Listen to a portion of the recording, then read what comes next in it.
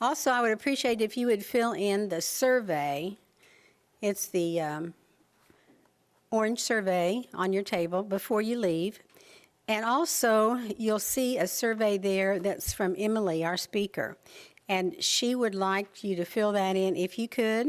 This helps her a lot because there is a grant that provides this presentation to you today. The PAR staff joining us today are Mandy Shikansky, she's our executive director. Lynn Smith, he's our community prevention specialist here in the middle. And I'm Judy Wilson, office manager and National Night Out program coordinator. So you can contact any of our staff, and we'll be glad to answer any questions that you might have. We put the agenda on the slide too today, but you do have it on your table. This is for information purposes only, and it will be in the YouTube. The YouTube will be sent to everyone in a few days, maybe today. And also a survey, so if you would complete that, that would be great. Today, we have 3 champions of character, Rachel, Sherry, and Anthony. Would you please come forward? And Fire Chief Randy Phillips will be presenting our awards today.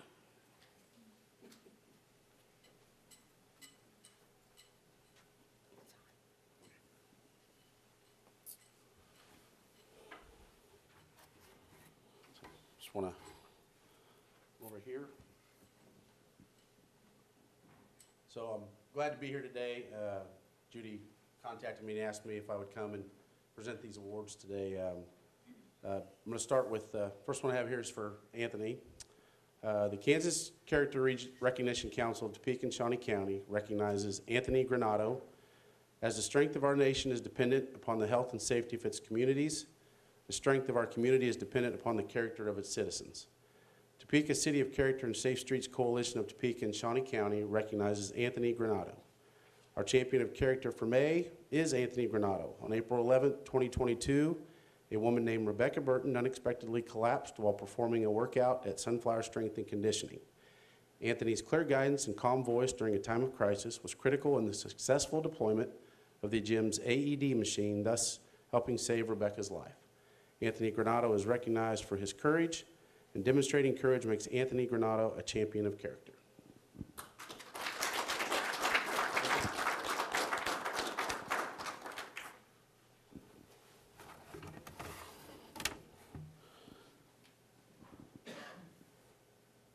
As the strength of our nation is dependent upon the health and safety of its communities, the strength of our community is dependent upon the character of its citizens.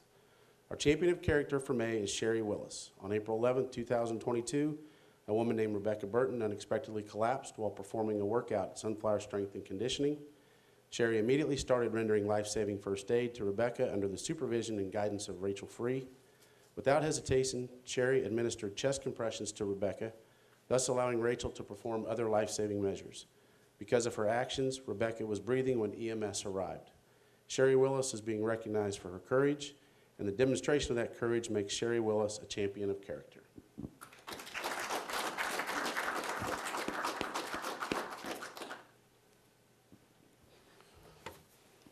And last but not least, our champion of character for May is Rachel Free. On April 11, 2022, a woman named Rebecca Burton unexpectedly collapsed while performing a workout at Sunflower Strength and Conditioning. Rachel immediately started rendering life-saving first aid to Rebecca while giving directions to others in the room on how they could help. Rachel's clear guidance and calm demeanor during a time of crisis gave others in the room the confidence to perform CPR and deploy the gym's AED machine on Rebecca, thus saving her life. Rachel Free is being recognized for her courage, and the demonstration of that courage makes Rachel Free a champion of character.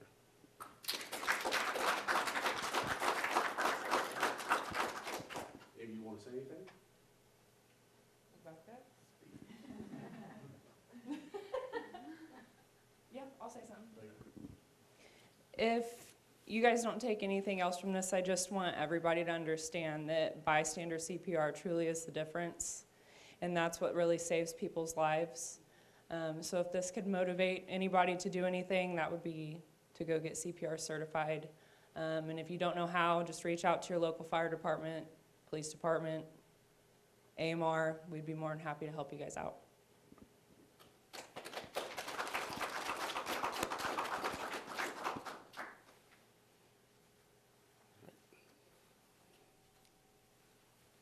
Thank you so much. At each monthly meeting, we encourage everyone to be recognized as a champion of character. So you'll see a pamphlet on your table, and you can nominate anyone by using that form, or you can go to the Pars Topeka website, or you can email me at jwilson@parstopeka.org, and we'll be glad to put that nomination in for you. There are 49 different qualities that can be considered, and it's on the back of the form, so it's real easy for you to fill in. You'll see the minutes of our April meeting on the slides. This is only for your information. The minutes have been sent to everyone prior to the meeting. But this way, it's on the YouTube that you'll be receiving, so you'll have it for your records and you can view it later. Our staff update for April includes information about reaching out to our neighborhoods. You know, we have 143 neighborhoods, but because of COVID, they're kind of hesitant yet to get together. So what we do, we send safety information to all the neighborhoods, and also the neighbors then communicate with their neighbors. They might be outside working in the yard or walking their dog or just making a phone call or using an email. And we do email phone trees for every neighborhood, so that really helps them to be connected. One thing that happened recently, a person noticed that a garage door was open across the street from them. They called and said, "Your garage door's open." He said, "Oh, I'm sorry, I didn't know that." So he closed his garage door. Then he called her back and said, "By the way, yours is open too." So both garage doors were closed, and that probably helped to keep the crime down from someone getting in their garage and stealing things. There are neighborhoods scheduled out now for May and June. And of course, we do have National Night Out planning right now. We had our first planning meeting in here on April the 19th, and our next one is May the 19th.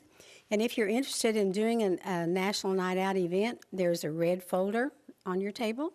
Just help yourself, and I do have some others with me too if you need one.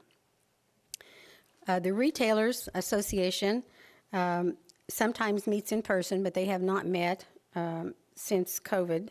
But Lynn emails information to them regularly, and as Sergeant Wilson said at the last meeting, the information has been helpful in arresting criminals.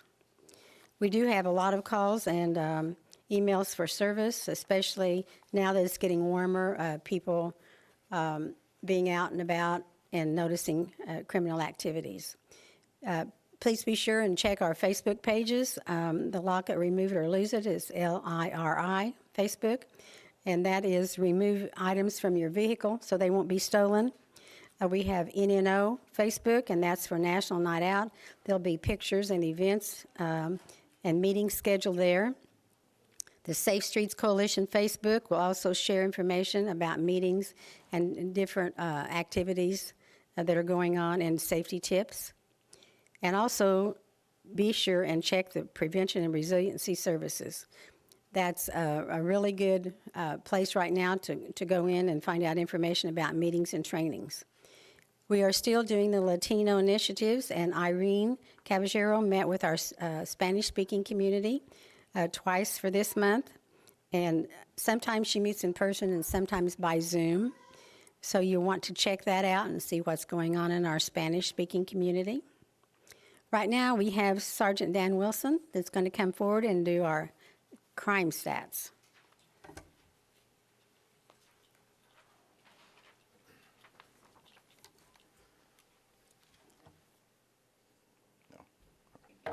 The first slide we'll look at is city violent crime. As you can see up there, there's weekly, monthly, and year-to-date. The most important numbers there probably are year-to-date and then the monthly ones. Obviously, red is an increase, green is a decrease.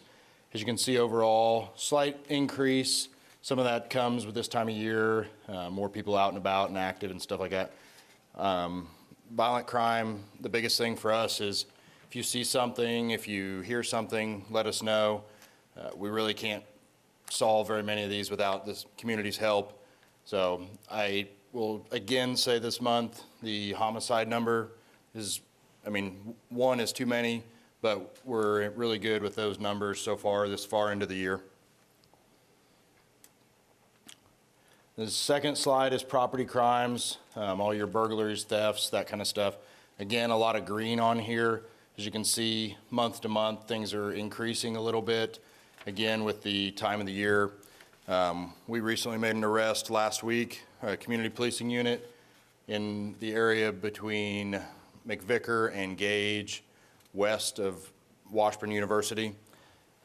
Residential burglaries that were happening, if you saw any of that on Facebook. A person has been arrested on those.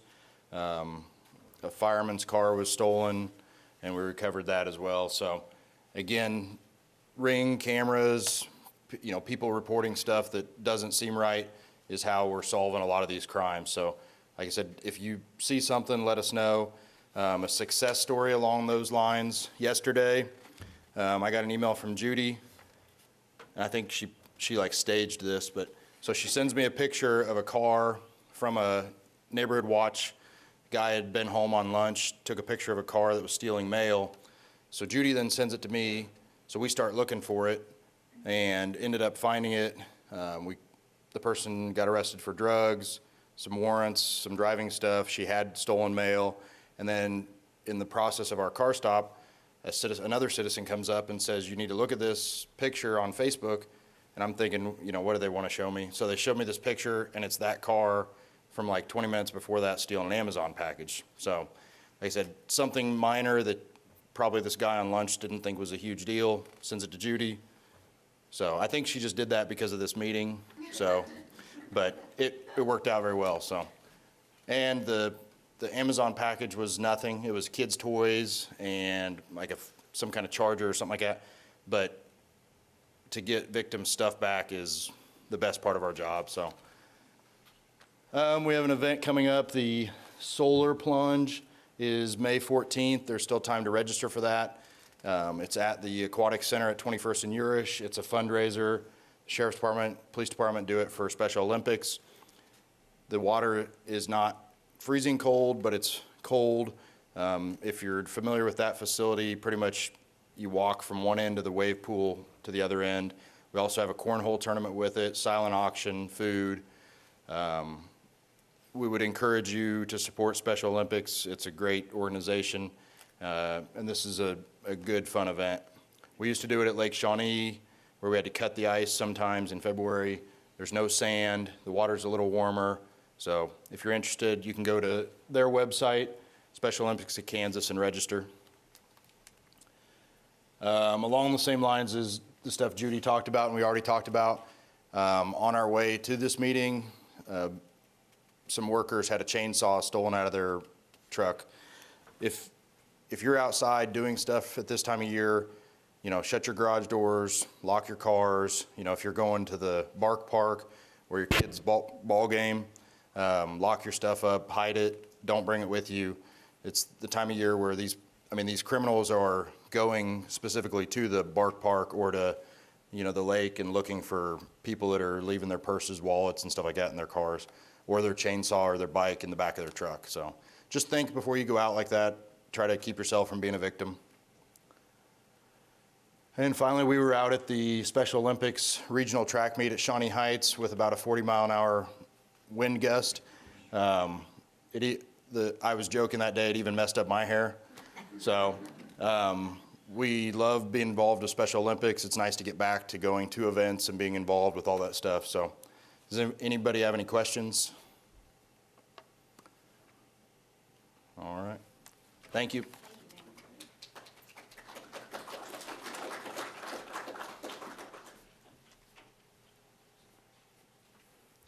Shawnee County Deputy Abigail Christian. Thank you, Judy. Thank you all for coming here. As always, it's good to be back in person. Couple stats to start off. Went ahead and did these by month so you could see. Our numbers are getting higher, and like Sergeant Wilson said, that just comes with the weather and the opportunity for people to get out there a little more. A lot of these crimes are just that. They are crimes of opportunity. So if you help us by closing garage doors, locking your cars up, putting things out of sight into trunks, that helps take away that opportunity. And I hate to say it this way, but that criminal will move away from your car or your home and probably go to another one, but at least you're protecting your things. And the more we can encourage neighbors to do that, the better. Our methamphetamine arrests are up. We just did a pretty good operation, I believe it was 2 weeks ago, with the police department and several other agencies, where we went out and got a lot of those that had felony drug arrests warrants. And we will continue to do those operations, especially as we get more funding and more officers, and we'll continue to keep these streets as safe as possible. Firearms, we're still trying to get those out of the hands of the people that aren't allowed to have them anymore. And we do that through just simple stops, car stops where people are speeding. They didn't use their turn signal. They have an expired license plate. A lot of those stops turn into so much more once we get in there and start talking to folks. And again, just the number of seized firearms from this year. Our numbers, Part 1 crimes are still way down in years past. I believe I've looked back to 2015, and that is absolutely attributed to community members calling in when they see suspicious activity, and then our officers just getting out there and being a lot more proactive. This week is the start of law enforcement memorials. There's National Police Week. I believe that is next week out in Washington, D.C. Locally, we have events starting tomorrow at 9 a.m. at the Law Enforcement Center, followed by one tomorrow evening at the Capitol, and then Friday afternoon at the Capitol as well, where we just take a little bit of time to remember those. We remember them every day, but this week especially, those that were taken from us while on duty. We want to just hit this. We try to hit it often because we can't talk about suicide and mental illness enough. We just had last week 2 specific calls, suicidal subjects. One individual called on himself, said, "I just cut my arm and I want help." When we got there, our deputies could hear him inside. We're trying to get him to come out. Obviously, we want to help, but we also have to do what's best for us too to keep everybody safe. So they weren't ready to enter that house just quite yet. But working together with dispatch, they were all able to talk that individual into coming outside to our deputies, where they did see he did have a nice cut on his arm. We got a medical attention, and then we got him some local resources to hopefully help him in the future. Now, on the other end of that, I believe that was like 2 days later, we were called to a domestic disturbance. The individual, male half, had walked away from the residence when our deputy arrived to make contact with him to see what had happened at that disturbance. The individual ended up taking his life right in front of our deputy as he tried to help him. So we want to encourage folks to reach out for help, whether it's family, friends you want to talk to. If it's a stranger that works at one of these places that has a lot of training, please do so. Please do so. There's a lot of help out there, a lot of help available. And on a happier note, this Saturday is Safe Kids Day at the zoo. I know the sheriff's office will be out there. I believe the first several children that come get free bike helmets, which is fantastic. So if you have little ones or just want to go out and spend a nice day at the zoo, I think the weather will be nicer that day. It runs from 9 a.m. to 3 p.m. Any questions? All right, we'll see you all next month.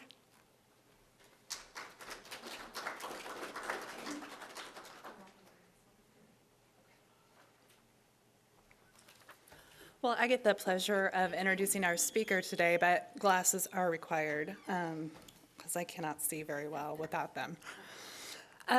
Emily Simel-Handy is the Public Education Coordinator at the YWCA Center for Safety and Empowerment, where victims and survivors of domestic violence, sexual violence, human trafficking, and stalking are served. A Kansas native, Emily graduated from Emporia State University with a Bachelor of Science in Psychology. Previously, Emily worked at the Domestic and Sexual Violence Agency in Emporia as a shelter advocate and as a student assistant on Emporia State University's campus. There, she was facilitating and developing campus-wide sexual assault prevention and educational curriculum. Emily also worked at the Kansas Juvenile Correctional Complex as a mentoring coordinator, where she worked with juvenile justice-involved youth to transition from incarceration back into their communities. Since being at the YWCA, she's done numerous presentations, and I know that I've been fortunate to watch a few of those, I think on YouTube or on Zoom or some kind of other device. So I'm very excited to have her here today, and a part of the reason we asked her was because members of our coalition have been very anxious to learn more about domestic violence. So please welcome Emily Steimel.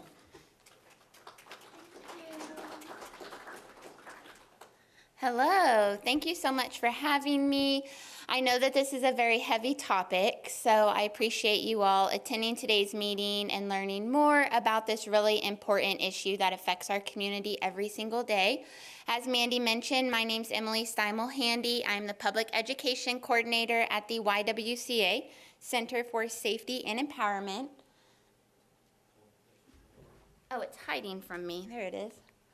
So if you don't know, the Center for Safety and Empowerment used to be called the Battered Women's Task Force. So if you are from Topeka or you have been in Topeka for several years, you might recognize that name.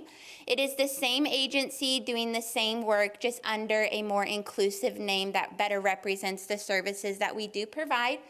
We are providing those free and confidential services to victims, survivors, and the loved ones of those victims and survivors who have experienced or are experiencing domestic or dating violence, sexual assault, human trafficking, and stalking.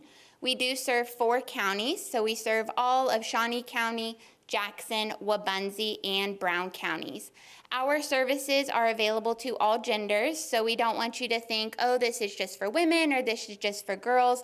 We know that these issues affect everybody, and so we want to make sure that folks know that our services are also available for everybody. A little bit of a snapshot about the services that we do provide. The most important thing is that we know that domestic violence and sexual assault and human trafficking oftentimes do not happen during the business hours, Monday through Friday.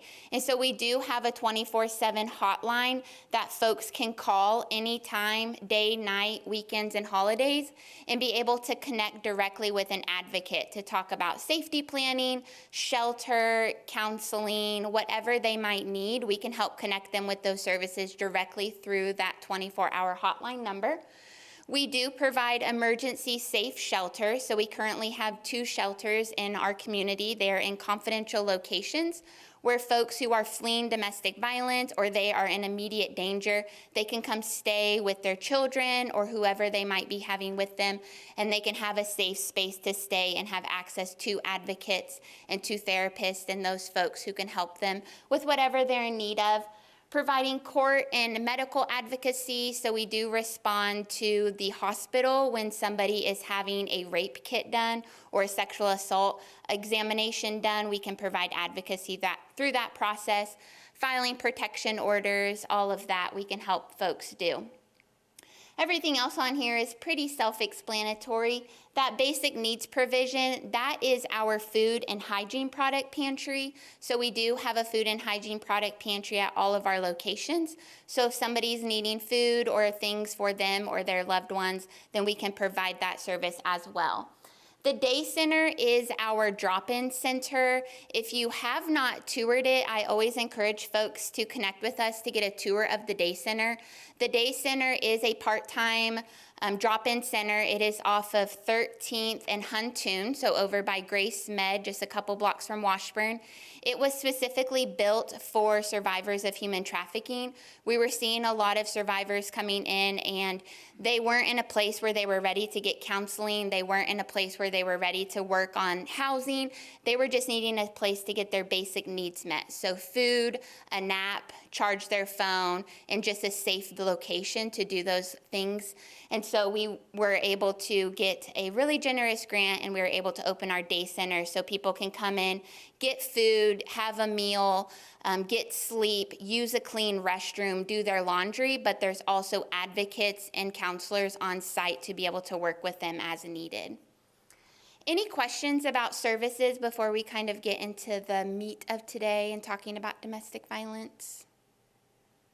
Okay, you have a lot of resources in front of you, so I'll kind of talk about that as well. I'm a big handout person because I know that sometimes this can be a lot of information in the moment, so then you have it to take back with you. There are 2 different brochures in front of you. One of them is just our general brochure. The other one is specifically for serving male victims and survivors. We want to make sure that they are getting assistance too, because there's a lot of shame and embarrassment and judgment around when men might be experiencing domestic or sexual violence. So making sure that we can connect them to services as well. Under all of your papers, there is also another handout with this list, except it is more defined out. So if you're not sure what court advocacy is, it will explain what that looks like. So if you're working with someone or you're meeting with someone who might benefit from our services, you can have a general knowledge of what that might look like. And then the rest of the paperwork after that I'll get to when we get to that part of the presentation. I do want to briefly state that if you are working with someone for whatever reason, if they're traveling through and they're not from Shawnee, Jackson, Wabunsee, or Brown counties, there are still services available. We are just one program under the Kansas Coalition Against Sexual and Domestic Violence. They have programs all across the state. So as Mandy had mentioned, I first started out in Emporia, which is SOS Inc. So if you are working with someone and you want to connect them with the advocacy agency in their county, you can go to the website, you can call the Kansas Crisis Hotline and be able to connect them with the services in their area. You can also call us and we would be happy to meet with them or be happy to connect them to services as well. Over in that corner, you'll see that kind of chevron print. I know it's a little bit hard to see. That is the overlap with tribal victim services. So that is where tribal victim services will, they are providing services in those counties as well. So that's where we kind of overlap with them. A very gentle reminder, we will be talking about a really heavy topic and just understanding the prevalence of domestic violence and of sexual assault. Some of us in this room maybe have survived those things, or we've had that experience in our past, or we know somebody who has had that experience. If you need to take a break, if you need to leave, I will not take it personally. Do whatever you need to do to take care of yourself. I know this can be really hard to talk about or really hard to listen to, so I only have one rule, and that is self-care. So whatever you need to do, please feel free to do that throughout today's presentation. I will also be around, so if you need time to talk or to process anything, you can absolutely come to me and I can work with you through that. So we saw a lot of statistics earlier, and I'm going to add to that. So looking at the KBI annual report for domestic violence, sexual assault, and stalking when it comes to our state, this is just kind of a snapshot of what we are seeing in the state of Kansas in regard to those issues. So you're probably looking at these numbers and maybe you are shocked, maybe you aren't so shocked if you have history in working with victims or working in the field of domestic violence. But as we look at these numbers, I want you to remember that this is only the amount of incidents that are reported to law enforcement. And research has shown that only about 30% of domestic violence, sexual assault related crimes are reported to law enforcement. And we'll talk about why that is. There's a lot of things that go into that. So I want you to keep in mind that this is only a small fraction of what is actually occurring in our state, in our communities, and in our neighborhoods. We know, you probably heard these before, 1 in 3 women, 1 in 6 men, and 1 in 2 transgender or gender non-binary folks will experience domestic violence or sexual assault during their lifetime. So once again, every one of us has come in contact with someone who has experienced these issues, or maybe us ourselves have experienced these issues, and that is why it's so important that we know about these things and that we know how to refer victims and survivors to community resources for assistance. We also know that oftentimes victims and survivors do not know where to get help, and that might be a reason why they are staying in that relationship or why they're not able to leave that relationship, because they don't know that there are free and confidential services available in their community. And so the more that we talk about these issues, the more knowledge that we can gain around the resources that are available in our community, the more likely are that victims are able to take that extra step to seek support, to seek safety, to seek healing from victim and survivor-based community resources like what the Center for Safety and Empowerment does. So once again, I thank you all for attending today and for being more knowledgeable and more aware of these issues and how they impact our community.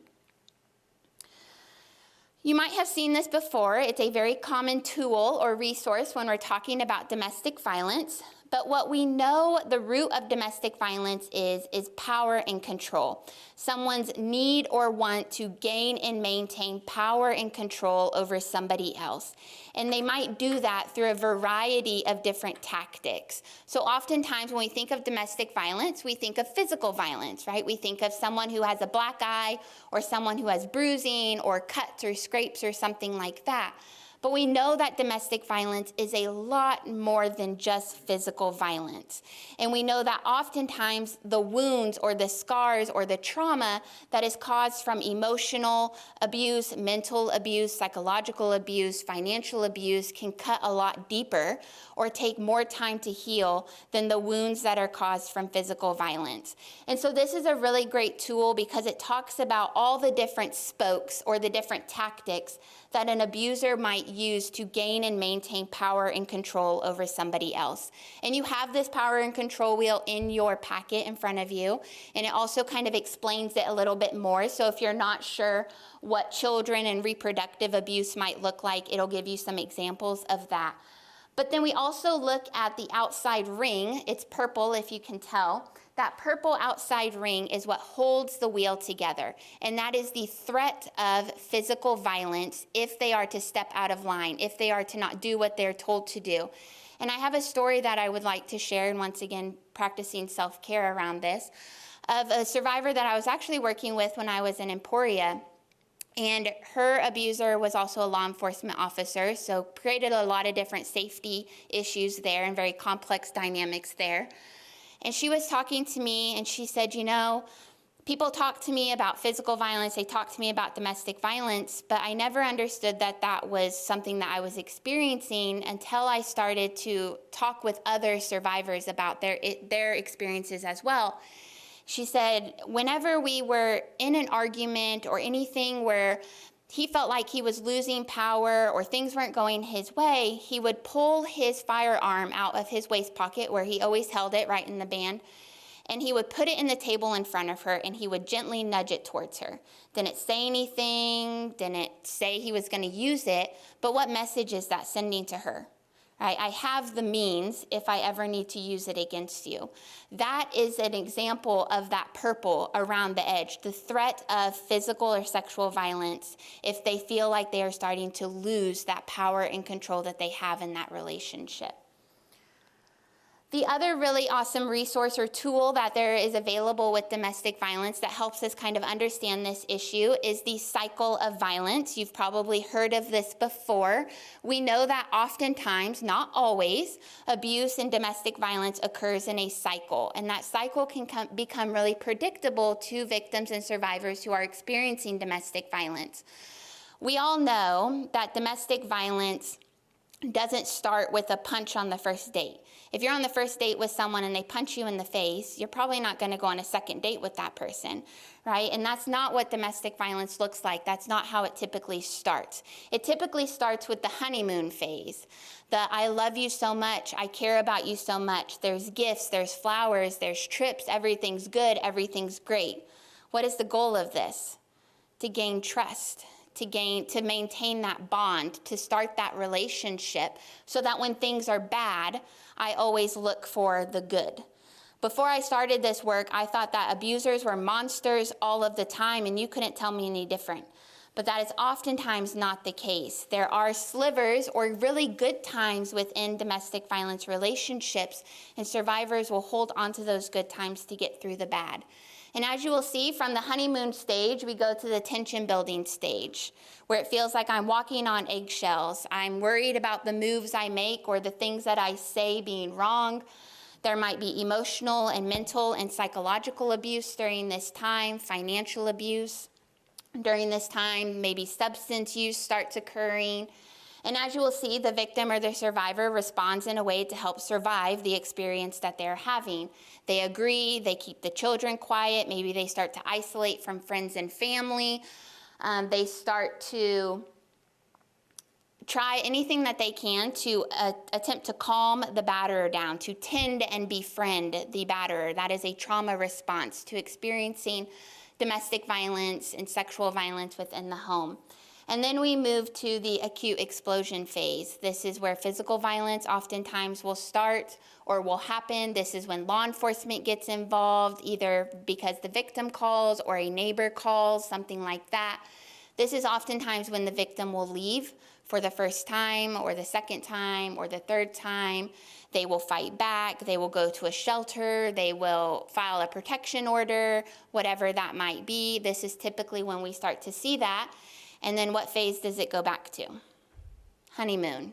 I'm sorry, it'll never happen again. I'll get help, we'll go to therapy, I'll stop drinking, I'll go to church, I'll go to AA, whatever it might be. And the victim or the survivor oftentimes will stay. Maybe they have kids together, they love and care about this person, they've been in a relationship with this person for a really long time, and thinking about leaving is a big unknown. That's a big question mark. There's a lot of things that I'm not going to know what to do or where to go if I leave, versus the predictability of the violence. I know what to expect, or I start to know what to expect. And once again, connecting this back to a survivor's story, as I was working at the shelter in Emporia and talking with a survivor who was staying at the shelter, and she told me, I knew if it was going to be a good day or a bad day based on how my husband came home from work. Based on how he shut the car door, walked into the house, and shut the front door, I knew if it was going to be a good day or a bad day. On the good days, she found herself doing things to continue that good day into a good night, making him his favorite meal, giving him a back massage, spending time together, because she knew that if I could continue that good day, that good night, then I'm not going to experience violence or abuse tonight. On the times where it was going to be a bad night, she would oftentimes find herself instigating the fight first. And you might think, why?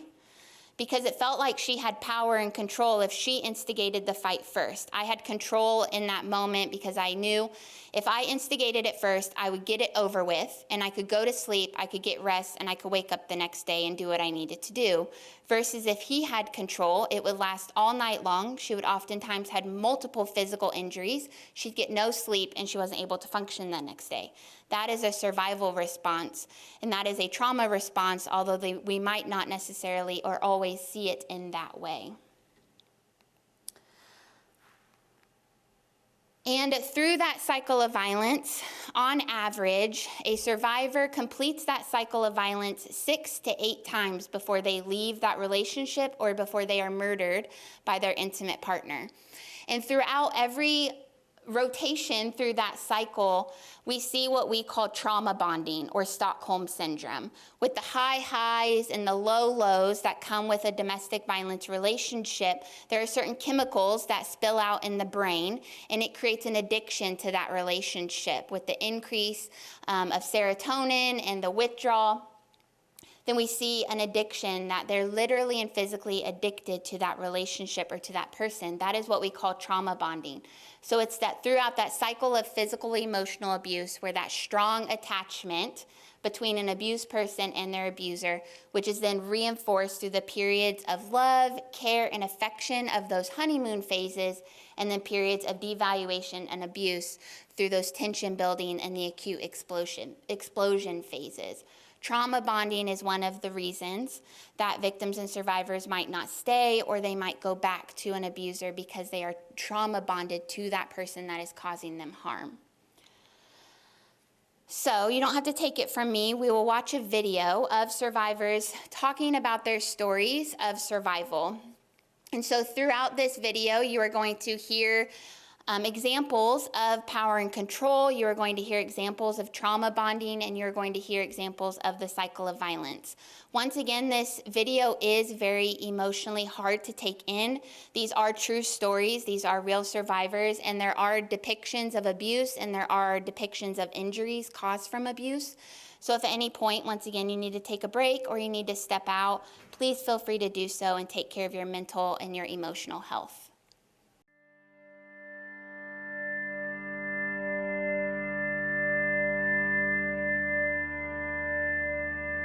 It is the question that I'm asked the most. Why did I stay? Why does any woman stay? And for the life of me, I can't understand why people are obsessed with it, because to me, it's so obvious. Why does anybody stay with somebody that they love? You know, we've all been in relationships that, even if they weren't abusive, we're not working any longer, and we all stay far longer than we want. And you stay for the same reasons. You stay because you love the person, or you love what you used to have, or you're trying to take care of your children. When we ask, why did you stay, we're blaming the victim for their abuse, as opposed to asking, why did you hit this person? Or why are you violent? Or why do you feel the need to be violent? Why would somebody abuse? Why would somebody beat the people who love him or her most on earth? Until we ask that question, we won't be able to obliterate domestic violence. We have got to focus on the perpetrators of violence, not the victims.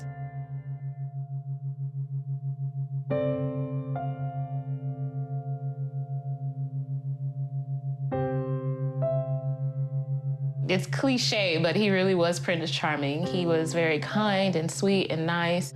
I left what I was doing to come and be with him, and I was alone with him. I didn't have any friends or family in the area.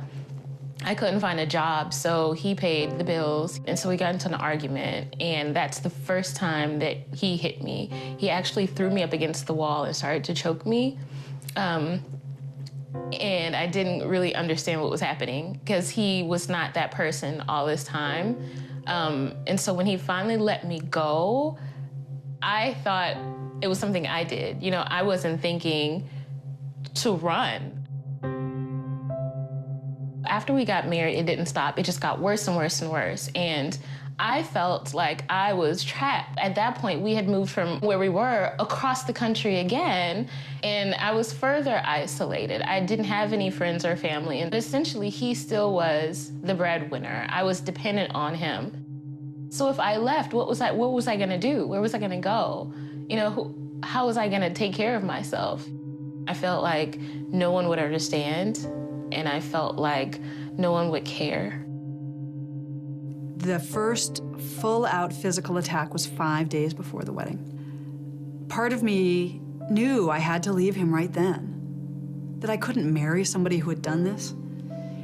But then this other part of me said, but wait, it was one time. And I told myself he'd never do it again, that I was sure he was very sorry, and I didn't leave. I married him. You stayed with this guy. Yeah, I didn't have a choice. I mean, he told me, and I absolutely, that's the part that always, it's so interesting to me. It's like, the standard question, why didn't you leave? Why didn't you leave? Why didn't you leave? Well, he was trained by the United States Marine Corps to hunt people down and kill them, and he told me if I left, he would hunt me down and kill me. That's why I didn't leave. I used to pull what he would call my disappearing acts, and that would be, I would, get the boys and get out, because it just was getting too intense. But I would always go back because at least I knew where he was. At least I knew the routine. I knew what to expect. But, it's a terrible way to live, to always be looking over your shoulder. He didn't start out with being abusive. He started out with being incredibly sweet and incredibly attentive and incredibly thoughtful and incredibly kind and saying things to me that no one had ever said and paying attention to me in ways that no one ever had. And I was really taken by it. One of the reasons why we stay is because the behavior is such a drastic change from the person we met in the beginning. And we're constantly looking for the man in the beginning instead of concentrating on the man that is in front of us. Once I understood that, then I made the decision, you know, I gotta go. This is not the same man I married. I mean, I love him, but he's gonna kill me. With every violent moment, I felt further connected to him in this kind of twisted way. I felt that, you know, we had this secret that bound us together and that this was something big and we were working on it. And so we had to stay together until we worked it out. The violence got to a point where I realized that I could die. I had to create a plan. I had to figure out where I was gonna go and how I was gonna get there and who I was gonna reach out to for help if there was any. I was scared. I was afraid that he would find me. I was afraid that he would be so angry that I left, that he would come after me. I couldn't just get up and walk away. And it was the most terrible feeling to know that I could leave and I still couldn't leave because I was bound by this psychological trap that I thought was love, that wasn't love. You know, I had so much denial. If you had come to me and said, are you being physically abused? You know, if my doctor had asked me or a best friend, I would have said, no, I'm not being physically abused. You do feel isolated and you keep a lot of secrets. You know, you keep a lot of secrets in your heart, in your home, in your head. I stayed because I believed him when he said he wasn't gonna do it again. I stayed because I didn't have anywhere to go. I didn't have any money. I didn't have access to any resources. I stayed because my religious community convinced me that I couldn't get divorced because God would hate me. I stayed because I loved him. You know, I stayed because he was the love of my life, and I wanted to believe that love could conquer all, including abuse.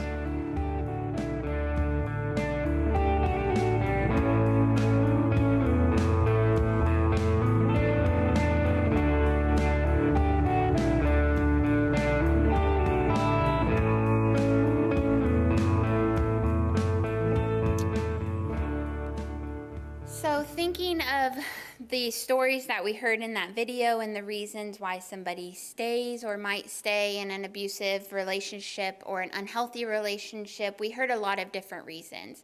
Lack of resources, lack of finances, isolation, love, care for that person. And I can tell you that the top 3 reasons that we hear why survivors stay: money, children, and I love them. I care about them. And through that, trauma bonding is very, very real, and that connection to that person. And so once again, focusing not always on why do you stay, why don't you just leave, but connecting someone with resources. Because if they're getting safety and they're getting support, then they're more likely to be able to safely leave than they would if they weren't connected to those resources or to those life-saving services. We also know that leaving a domestic violence relationship is the most dangerous time for victims and survivors of domestic violence. Once again, thinking about power and control, when the abuser feels like they are losing power and control, when that person is leaving, when they're getting ready to leave, when they've gone to a shelter, when they're filing for divorce, when they're filing for custody, filing for immigration, whatever it might look like, when the abuser feels like I am losing power and control over this relationship, that is when we see an escalation in the violence. That is when we see an escalation in the tactics of power and control. And that is when we see the threat or the completion of intimate partner homicide. The first year that I worked at the Center for Safety and Empowerment, we had 5 clients die at the hands of their intimate partner, of their abuser. And so it is a very real threat.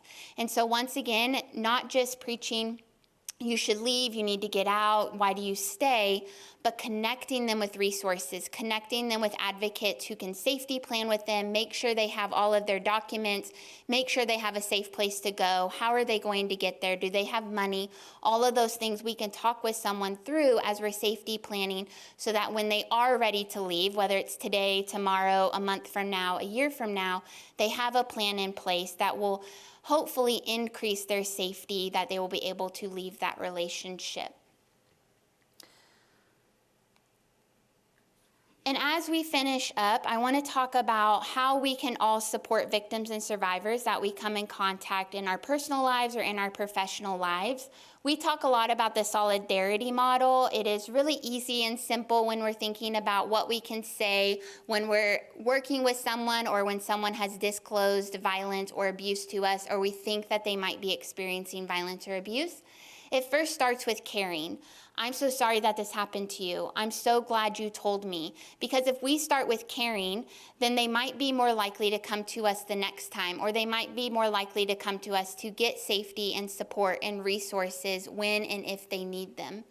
Then it starts with concerns of safety. I think a lot of us might shy away from telling someone that we are concerned about their safety, but it is okay for you to do. Because if you're hearing it from somebody on the outside, it might help shift that perspective when you're in that relationship and you might not be seeing that full picture. And so what would it take for you to be safe? How can I help you be safe? Carrying our hotline cards, having our brochures, knowing our hotline number to be able to put in someone's phone in that moment, making sure that they have the resources and the services available in the community. And then lastly, with empowerment, once again, reinstating that trust, reinstating that care, and reinstating that support. You are not alone. I believe you. I'm so glad you told me, because once again, they are more likely to come to you in the moment or after something has occurred, when or if they are ready to talk with someone about it or seek support and safety. And then lastly, looking at a few tips and tricks that can help to make a difference. Creating a safe and calm environment that's free from shame, blame, doubt, or judgment. So you might be thinking all of these things in your head, but trying to refrain from saying that, because it could come off as victim blaming, or it could come off as you might not be a person that they see as supportive or somebody who's wanting to help. Listening to their story without giving advice. I know that's very, very hard for a lot of us, or without asking a lot of questions. Acknowledge, validate, and emphasize with them. Respecting their confidentiality. So if you are a mandated reporter, letting them know that you have to report, letting them know that you're going to keep confidential the information that they have told you, so that they see that you are a safe and supportive person. And then lastly, emphasizing that when they are ready, there is help available. So once again, connecting them to the hotline, connecting them to the resources available in the community, or calling the hotline yourself. We've had multiple people who are their friend or their family members experiencing violence, and so the safe person, the supportive person, calls the hotline and puts us on speakerphone, just so that the victim and the survivor can hear what it's like to talk with an advocate, or can hear more about the services. And it can kind of help take away that anxiety of calling somebody or calling an agency that you've never talked to before, especially about something so hard and so emotionally difficult as domestic violence or sexual assault. So with that, I just want to make sure that you all have our information. So that is our 24-hour hotline number, that 1-888 number. That is the best way to connect with an advocate, because it is 24 hours, unlike our office is not. Social media, so we always are putting out more information about events, ways to get involved, as well as on our website. And once again, all of our services are absolutely free, and they are all confidential. So I just want to say thank you again for your time and your participation in today. I greatly appreciate it. We can't do our work without all of you, all in the community and the neighbors who are concerned and caring about their fellow neighbor. And so thank you so much for your time today. I greatly appreciate it.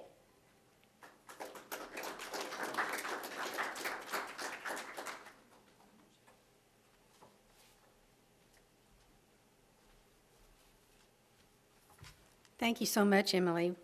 We really learned a lot about that today. Thank you for coming today, and I would remind you again, you will receive a YouTube link would you take just a minute to fill in the survey on your table? Especially the white one. Emily needs that for her grant. She has to turn that in after the presentation. That would be great. And our next coalition meeting is not scheduled at the moment, but I will be in touch with you to let you know the date and where it will be. Of course, we've been here at the library for a few months, and we were at the Overland Station before that. So we're still in the planning stages at the moment. Again, thank you for coming, and I hope you learned a lot today. Thank you.